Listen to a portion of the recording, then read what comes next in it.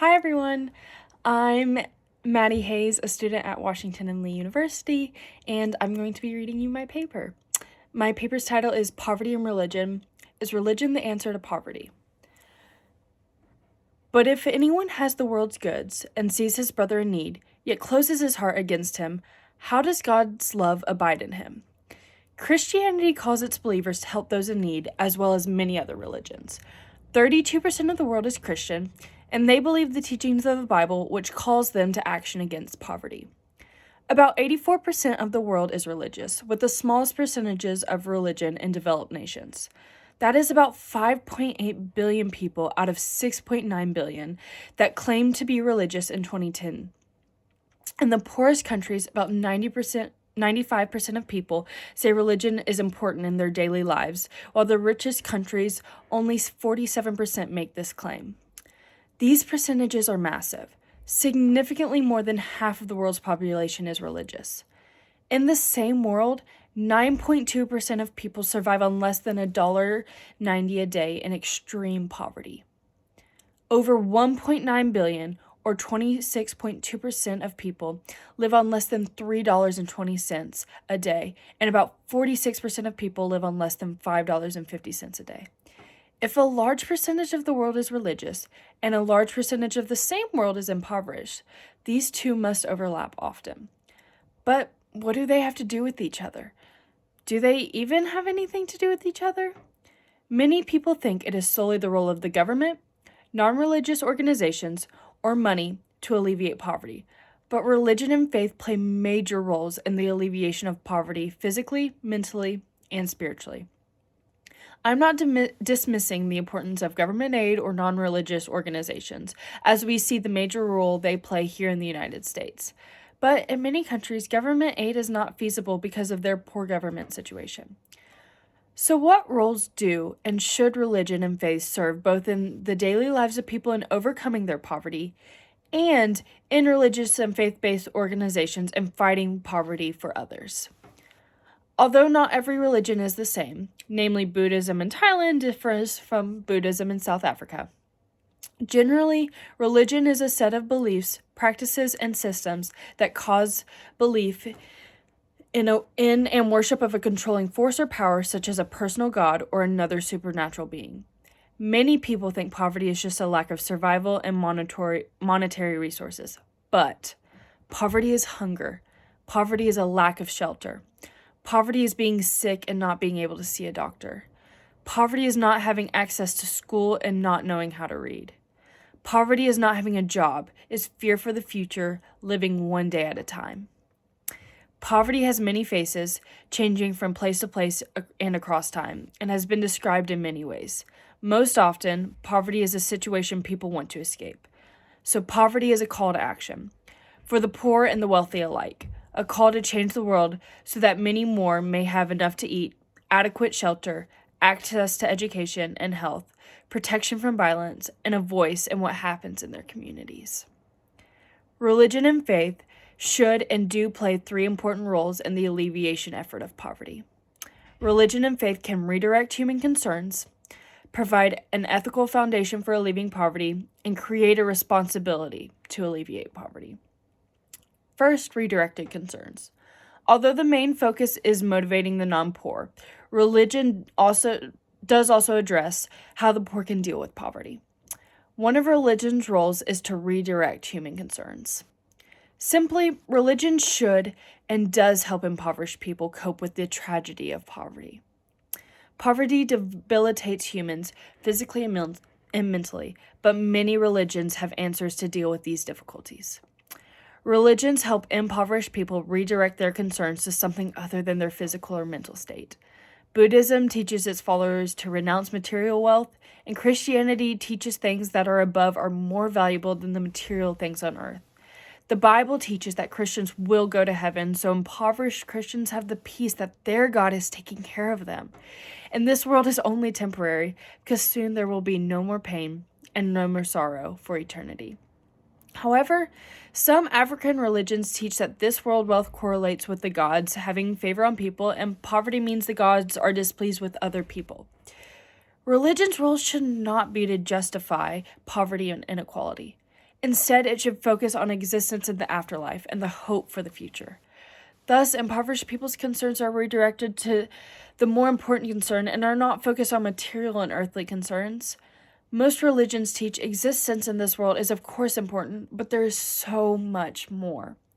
Religion does not diminish the suffering and sorrow and pain impoverished people experience. Instead, it provides a redirection of concern and a hope.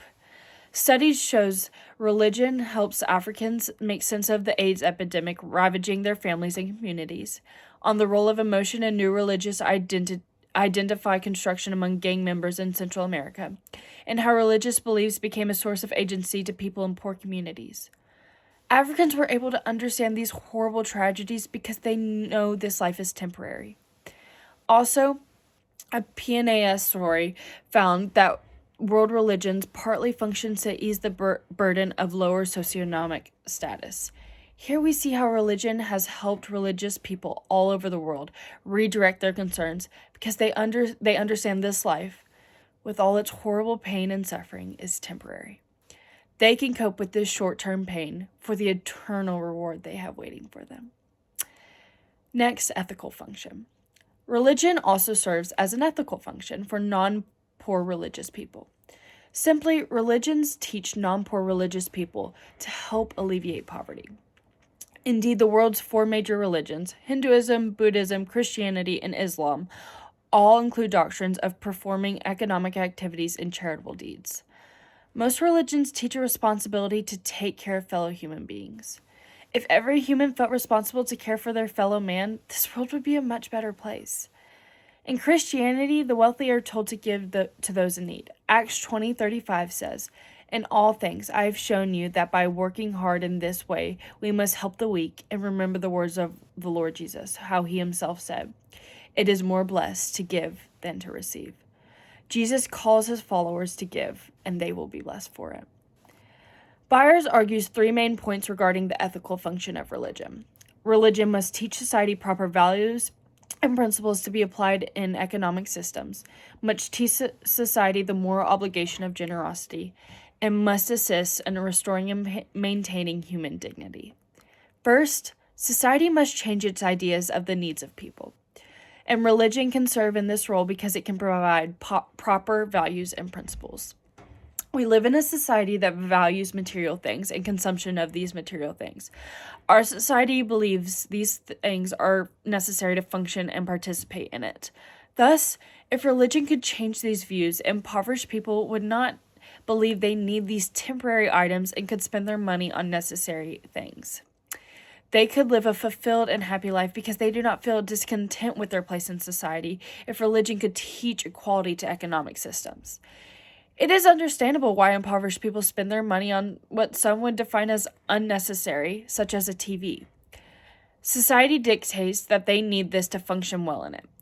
Second, Buddhism, Judaism, Christianity, and other religions teach that contentment creates a fulfilled life.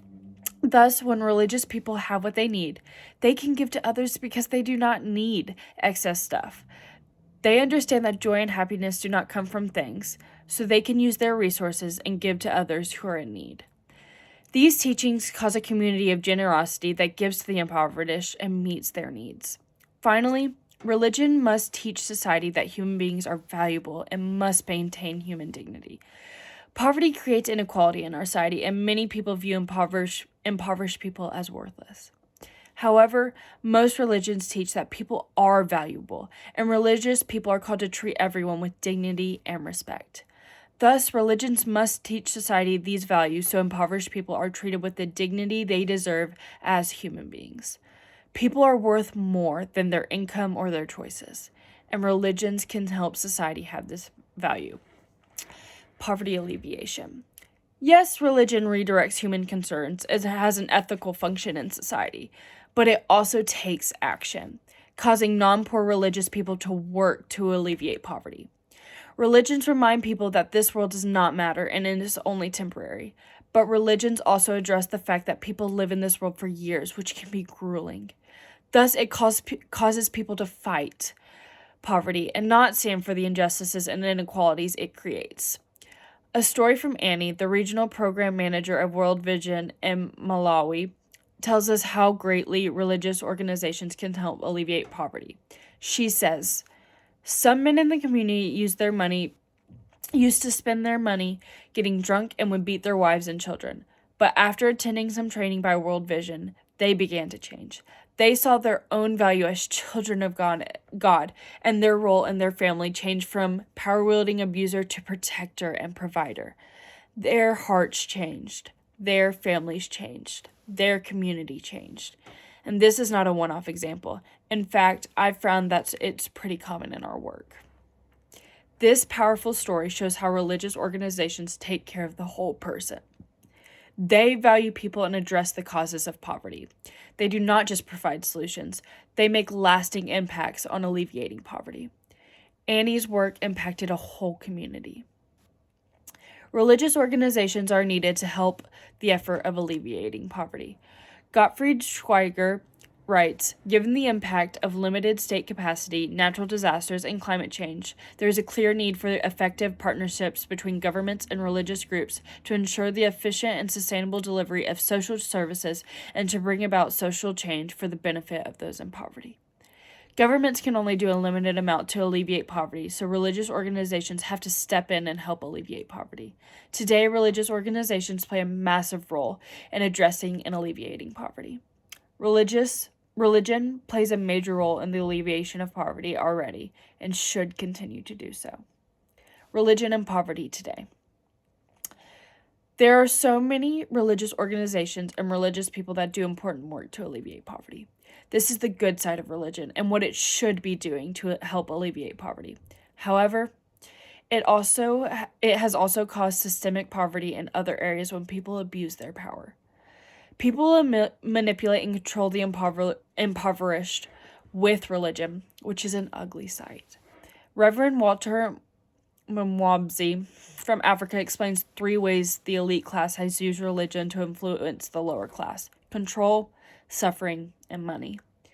He has experienced firsthand how the elite controls the lower class to keep them in poverty because it benefits them.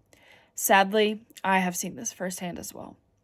I have seen upper-class Christians claim suffering is the gift of God and money is evil to justify impoverished people's pain. This is abusing Christianity. Suffering is not the gift of God.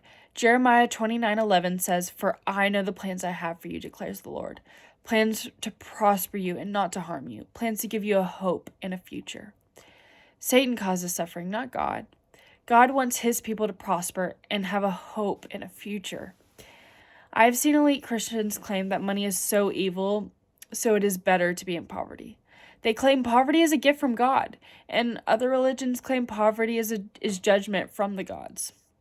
Also, I've listened to a woman justify slavery because it is in the Bible.